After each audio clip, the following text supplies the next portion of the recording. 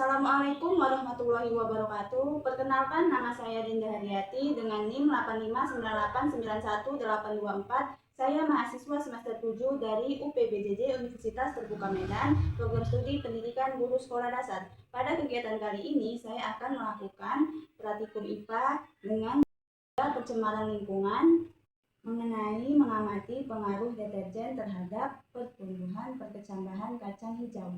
Berikut alat dan bahan yang kita butuhkan untuk kegiatan praktikum kali ini. Di sini ada 7 gelas plastik yang berukuran 500 ml dan di sini juga ada 7 gelas plastik yang berukuran 300 ml.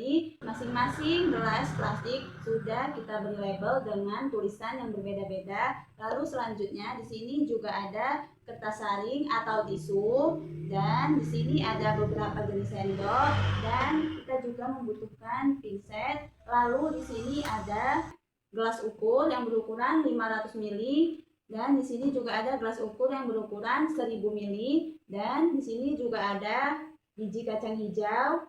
Di sini juga ada deterjen dan di sini juga ada air secukupnya dan ada kardus. Lalu kita juga membutuhkan tabel pengamatan, alat tulis, dan penggaris.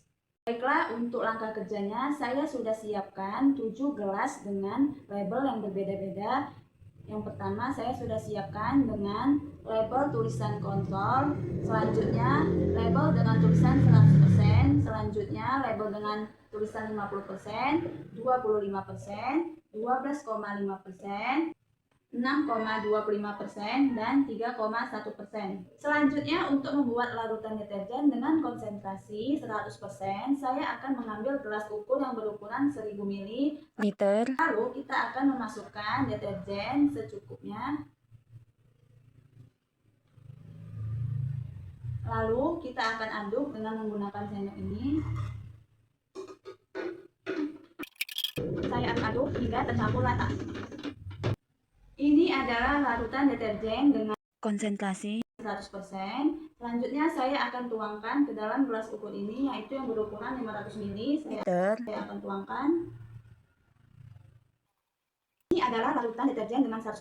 Saya akan tuangkan ke dalam gelas yang berlabel 100%, yaitu dengan gelas ukur yang berukuran 500 ml. Saya akan tuang. Selanjutnya saya akan menambahkan air ke dalam larutan deterjen ini. Saya akan tambahkan dengan menggunakan gelas ukur yaitu 500 ml. Ini adalah larutan deterjen 50%. Selanjutnya saya akan tuangkan ke dalam gelas ukur ini sebanyak 500 ml. Baiklah, kita akan tuang di dalam gelas yang 50%. Selanjutnya saya akan mengambil air lagi di sini yaitu sebanyak 500 ml. Lalu kita akan tuangkan ke dalam gelas deterjen ini. Aduk kembali. Tuang ke dalam gelas ukur yang berukuran 500 ml. Saya akan tuang ke gelas yang 25%. Ini adalah larutan 25%. Lalu saya akan tuang lagi air ke dalam larutan deterjen ini yaitu sebanyak 500 ml sehingga air tersebut akan menjadi 12,5%. Saya akan tuang ke dalam sini.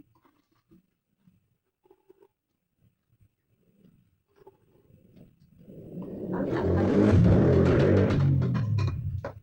Lakukan hal yang sama yaitu dengan menuangkan air larutan deterjen dengan konsentrasi 12,5% ke dalam gelas yang 12,5%. Selanjutnya kita masukkan air ke dalam larutan deterjen ini sebanyak 500 ml, lalu kita aduk, lalu kita tuang ke gelas ukur yang 500 ml, lalu kita akan tuang ke gelas yang dengan konsentrasi 6,25%, kita akan tuang. Ini adalah larutan deterjen dengan konsentrasi 6,25%.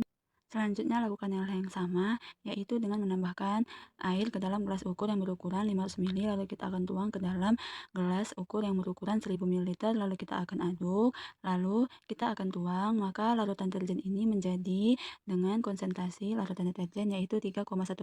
Kita akan tuang ke dalam gelas ukur yang berukuran 3,1%. Ke dalam gelas ini kita akan tuang. Ini larutan deterjen dengan konsentrasi 3,1%. Selanjutnya saya akan merendam biji kacang hijau ke dalam air. Selanjutnya saya akan memilih biji kacang hijau pilihan untuk melakukan praktikum. Biji kacang yang mengapung ini adalah biji kacang yang kurang bagus, jadi saya akan mengambil biji kacang hijaunya. Saya akan sisihkan. Selanjutnya saya akan masukkan kacang hijau pilihan ini ke dalam gelas, kira-kira 10 biji. Biji ini akan kita masukkan ke dalam masing-masing gelas. Baiklah, kita akan tunggu selama 5 menit. Baiklah, sambil menunggu selama 5 menit, saya akan memasukkan tisu ini ke dalam masing-masing gelas. Baiklah, setelah tadi kita sudah merendam biji kacang hijau selama 5 menit, kita akan mengeluarkan biji kacang hijau dan kita akan meletakkannya ke dalam tisu. Setelah selesai tadi sudah kita masukkan tisu ke dalam botol ini, lalu kita akan membasahi dengan menggunakan sendok ini ya. Kita akan membasahi tisu ini pada air yang sudah ada di sini tadi. Kita akan tambahi 2 atau 3 sendok. Kita akan basahi pada setiap gelas.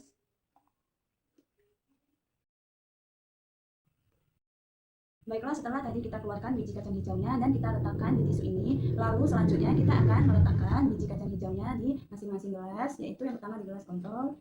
Saya akan letakkan beberapa biji kacang hijaunya di sini, yaitu dengan menggunakan pincet. Saya akan letakkan. Baiklah, saya sudah masukkan beberapa biji kacangnya, yaitu 10 biji ke dalam botol kontrol ini. Lalu saya akan letakkan lagi di sini ya.